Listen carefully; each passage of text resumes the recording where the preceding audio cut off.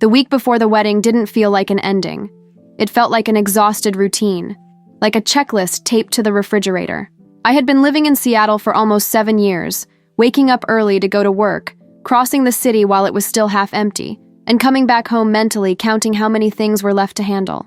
Catering confirmation, final dress fitting, adjusting the ceremony time because the photographer wanted more natural light. Everything seemingly under control. I kept telling myself it was normal to be tired, that no one feels light or carefree the week before getting married. We had been living together for 4 years, in that old apartment near Capitol Hill. I knew every one of his habits. I knew when he was distracted by the way he dropped his keys somewhere other than the right place. I knew when he was tense because he kept rubbing his beard while he talked. That week, he rubbed his beard a lot. On Monday, I got home around 7 in the evening. He was sitting on the couch, his phone resting on his knee. When he heard me, he gave a small jump, almost imperceptible, but I saw it. He smiled too quickly. "Long day?" I asked, dropping my bag. "Very," he answered, and stopped there. He didn't go on. Normally, he would complain about traffic, about a coworker, about a pointless meeting. This time, that was it. Long day. I accepted it. Or rather, I filed it away. On Tuesday, we had dinner late. I ordered delivery because I didn't have the energy to cook. He ate in silence, scrolling on his phone. I mentioned the call I had received from my mother, how excited she was about the trip, but he seemed far away. At some point, he laughed at something on the screen and turned the phone face down when he realized I had seen it. "Friends?" I asked, trying to sound casual. "Yeah," he said. "College friends." That wasn't strange either. He had stayed in touch with that group for years. I had met all of them. I had sat at bar tables listening to the same college stories over and over again. On Wednesday, he got home later than usual. It was past 10 when he walked in, smelling like beer. He said he had gone out for a drink with the guys after work. Months earlier, we had talked about bachelor and bachelorette parties.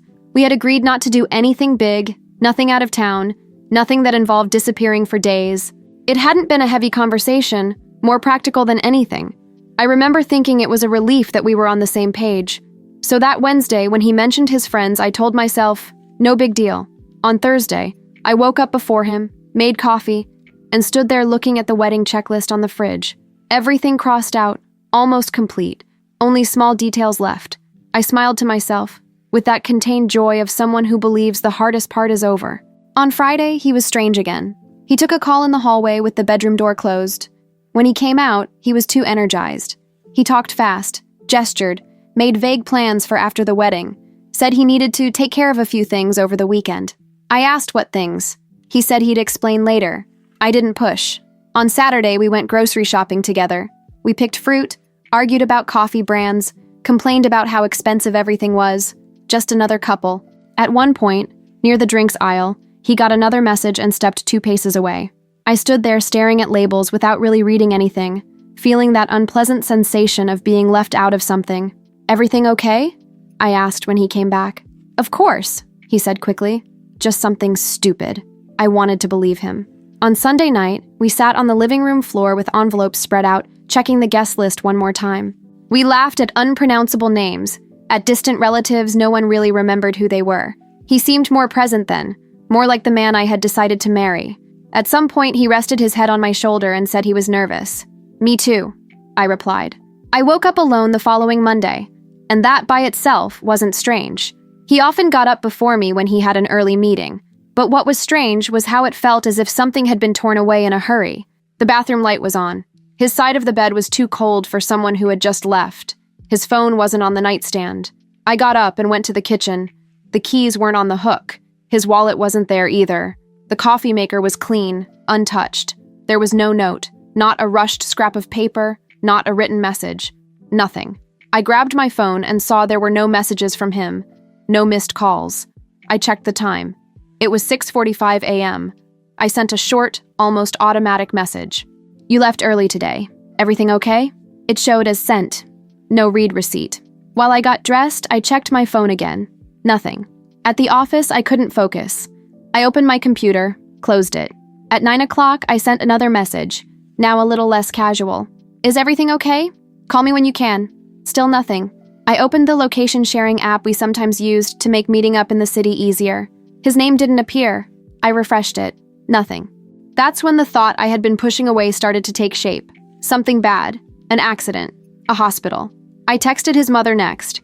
She replied saying she hadn't heard from him either, but that maybe he was busy. She told me not to worry. I tried to follow her advice. I couldn't. With every unanswered call, the feeling of being ignored competed with the fear of something worse. When I got home from work, the apartment was exactly as I had left it that morning. Too quiet. That's when I noticed something small, almost insignificant. His backpack wasn't in its usual corner.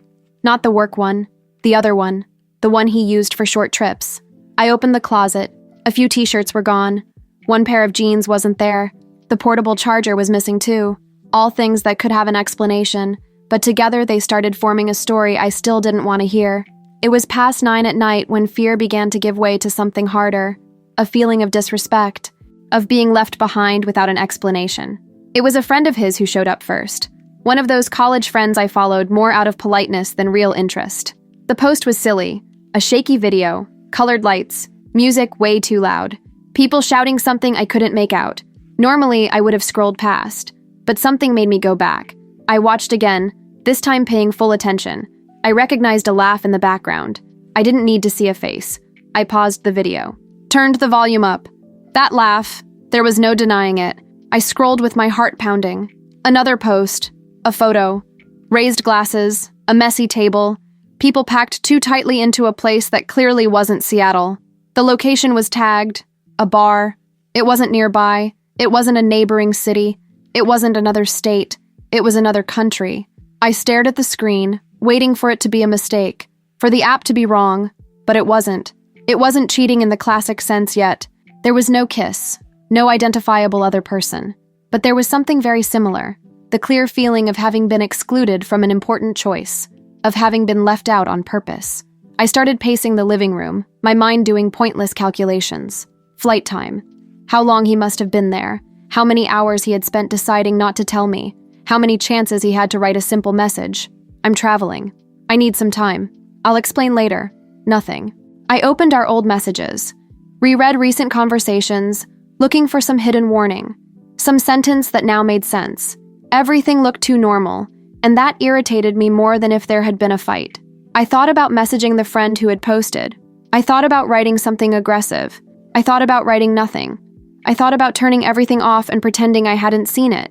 I did none of those things. I wrote to him, to the man I was supposed to marry in less than 2 weeks. A message that was too long but still controlled. I said I knew where he was, that he needed to call me immediately. I said it was unacceptable. My hands were shaking as I typed. I sent it. The silence that followed was worse than the one before, because now it was a choice. I sat there staring at the screen, feeling fury at the thought that he was probably laughing somewhere sunny while I was falling apart in a dark apartment. I finally cried. At some point, I fell asleep and woke up with my phone vibrating in my hand. For a second, my heart raced, thinking it was him. It wasn't. It was another social media notification, another photo, another reminder that I had been excluded from that story. That's when the anger started to organize itself. Update 1. I stopped inventing explanations for myself. I picked up the phone and wrote another message. I said that if he didn't come back on the next available flight, there would be no wedding. I spent the rest of the morning in a strange state of bitter clarity. At several moments, I thought maybe I was overreacting, that everyone said bachelor trips were like that I should let it go. At other moments, I was absolutely certain there was no coming back from this. The two ideas fought inside me. He called the next night. The phone vibrated, and for a second, I thought about not answering. Not out of pride, out of fear of confirming that all of it was real. I answered. "What's going on?" he asked, as if I were the confused one in the story. His voice sounded normal, too relaxed. There was noise in the background, laughter, distant music. That hit me harder than any words. "You disappeared," I said. "You didn't tell anyone. I thought something had happened to you. I knew you'd react like this," he replied. "That's why I didn't say anything beforehand." That sentence landed like a punch. "So you decided to disappear?" I asked. "That was the solution?" He sighed, impatient. Said his friends had planned everything months ago, that it was already paid for, that he had only found out a few days before. He spoke fast, like someone who had rehearsed the speech. Said it was just a short trip, that it was no big deal, that everyone did it. I listened, but my mind got stuck on one thing. He knew. He knew beforehand. He chose not to tell me. We talked about this, I interrupted. You know that. I know, he said. But you wouldn't have agreed. He said it as if it were an irrefutable argument, not a confession. So you decided for both of us, I said. You decided your trip was more important than respecting me. He got defensive immediately, said I was exaggerating, that he deserved to live a little before settling down. Those were his exact words. Said he had been with me since he was very young and needed life experiences. Do you think I'm holding you back? I asked. That's not it, he answered too quickly. You're twisting everything. I heard myself say something that felt like it came from outside me. I asked you to come back, I said. If you don't come back now, there won't be a wedding. There was silence on the other end. A heavy, loaded silence. Are you serious? He asked, and for the first time his voice lost its confidence. I am. I didn't know if I truly was. Not completely. Part of me believed this would wake him up, that he would book the next flight, that all of this would become a bad story to tell in the future, a lesson learned. He laughed, nervous. I'm not coming back now, he said. We paid for 2 weeks. I'll be back a few days before the ceremony. You'll have to deal with it. So you're choosing this, I replied, even knowing what's going to happen. You're not going to cancel everything because of this, he said, now with an almost challenging tone. That's crazy. Before I could answer, the call ended. It didn't drop. He hung up. I stared at the phone like he had betrayed me once again in that simple gesture. I tried to call back. It rang once, then nothing. I sat on the kitchen floor, swinging between wanting to break something and wanting to sleep for days. I spent the following hours sending messages that went unanswered. Some harsh, others begging for any reaction at all, until, at some point in the early morning, I stopped, from exhaustion. I lay there thinking about the sentence he had said with such certainty, that I wouldn't have the courage to cancel everything.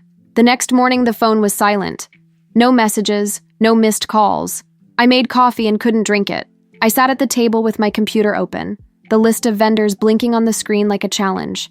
Each name represented months of planning, conversations, deposits paid. It represented a version of me who believed everything was on track. I sat there just staring for a few minutes. The first call was to the venue.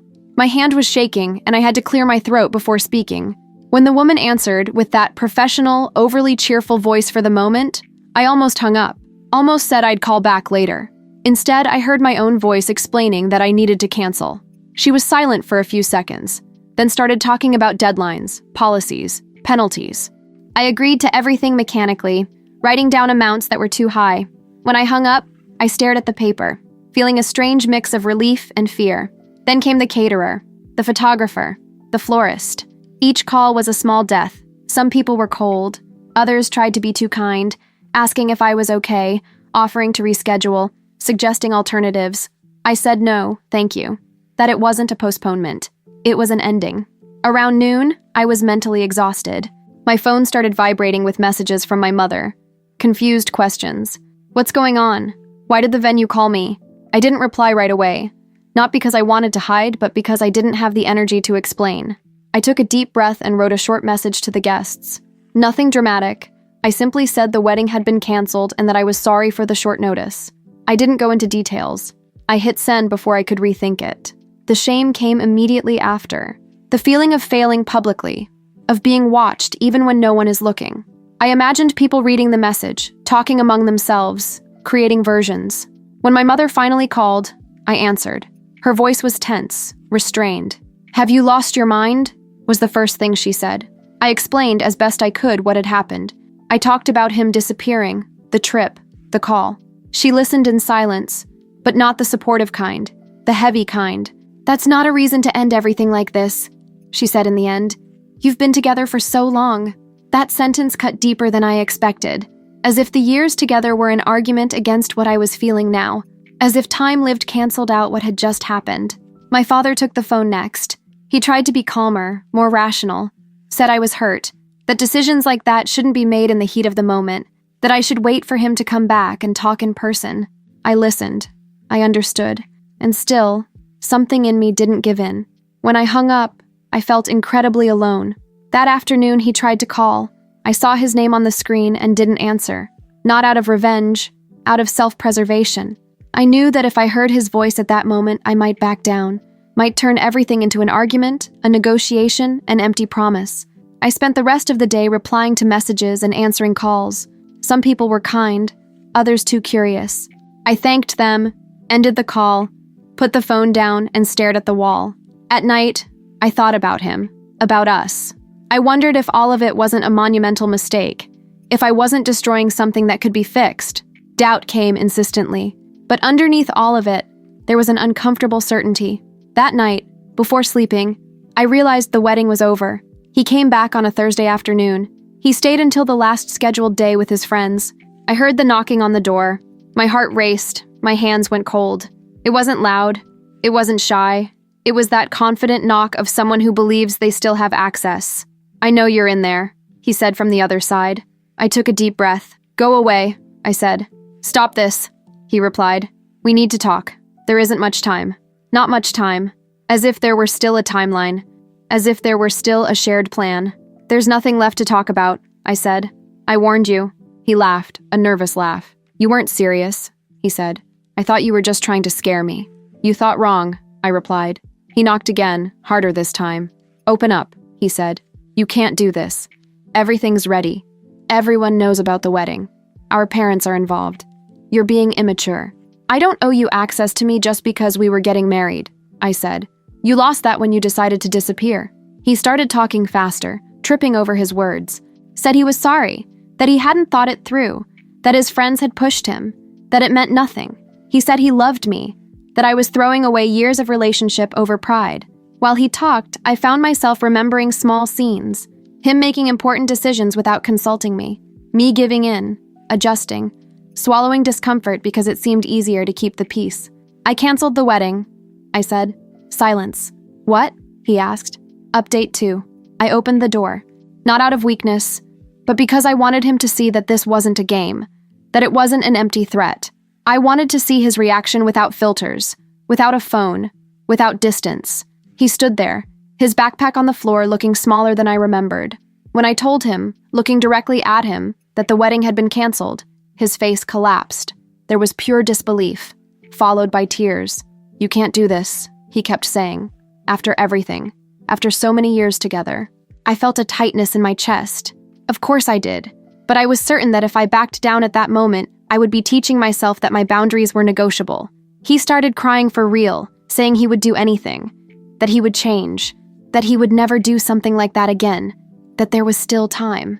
I listened to everything, in silence. When he tried to take a step inside, I raised my hand. "No," I said.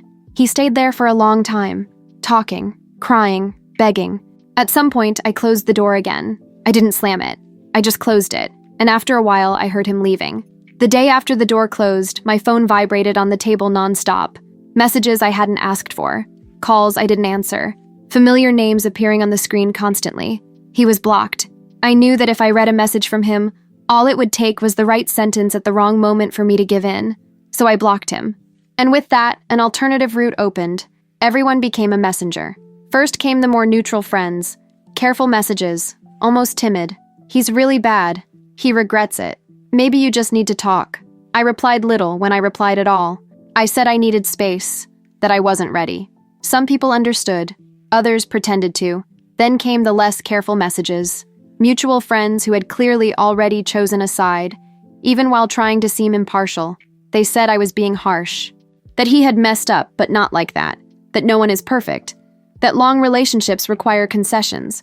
I started feeling guilty about absurd things. Guilty that he was doing badly. Guilty that his parents were worried. Guilty for canceling something that involved so many people.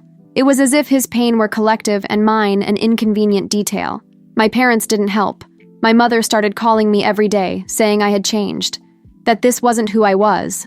My father spoke less, but when he did, it hurt more. He said I was throwing away a whole life because of a mistake. That everyone makes mistakes. That I needed to think about the future. I tried to explain, more than once. It wasn't just the trip. It wasn't just the disappearance. It was the conscious decision to exclude me. It was him believing I wouldn't have the courage to follow through. They heard me, but they didn't listen. "You're hurt," my mother said. "This will pass." As if disrespecting the person you're about to marry were nothing. I started sleeping poorly. I wrote a standard message and sent it to a few people closer to me. I said I didn't want to receive any more messages, that it was hurting me, That if and when I was ready to talk to him, it would be my decision. I asked for respect. I didn't explain anything else. Most people replied apologizing, said they hadn't thought of it that way, that they just wanted to help. I believed some of them. Others I didn't. A few reacted badly, said I was being selfish, that I was punishing him unfairly, that I was playing the victim. One of those messages came from someone I had considered a friend for years. I read it, felt empty, and blocked them without replying. Little by little, the noise died down. Not because people agreed with me, but because I stopped explaining myself. Getting his things didn't happen right away. His parents were the first to call me. They said he wasn't well, that he barely ate, that he hardly left his room. They asked, too carefully, when he could come by to get his things. Any afternoon this week, I said, but I don't want trouble. On the scheduled day, he came with his father. I heard the car pull up and locked myself in the guest room, just as I had planned. I didn't want to witness that process up close. The sound of drawers opening, boxes being dragged, footsteps going back and forth down the hallway cut through me. It took more than an hour. That made sense. We had split an entire life in that space. When the apartment went quiet again, someone knocked softly on the guest room door. He wanted to talk to you, his father said from the other side. I knew I needed that closure. I opened the door. He looked different, not just sad. His eyes were lost, like someone who had finally understood something too late. When he saw me, his eyes filled with tears immediately. I'm sorry, he said.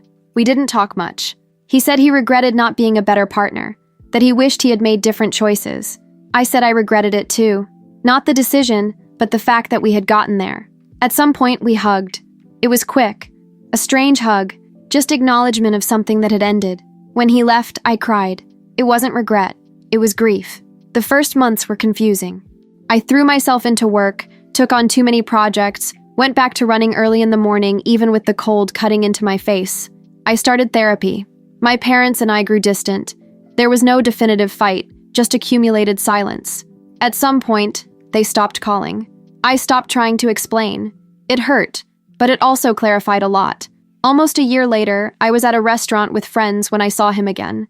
It was a completely banal encounter. He was with coworkers. I considered leaving, but he came over to the table, polite, restrained. We talked briefly. It was normal, surprisingly normal. When he left, I realized I felt nothing but a faint, distant melancholy. That's what made me think I had really moved on. A few weeks later, I learned through mutual acquaintances something I had never confirmed, but that now made too much sense to ignore. During that trip, he had been with someone else. It wasn't a long affair. It wasn't romance. It was exactly the kind of thing he said meant nothing. I looked back and everything rearranged itself in silence. The disappearance, the carelessness, the certainty that I wouldn't mean what I said. Today, when I think about all of this, I don't think about the wedding that didn't happen anymore. I think about the boundary I finally respected.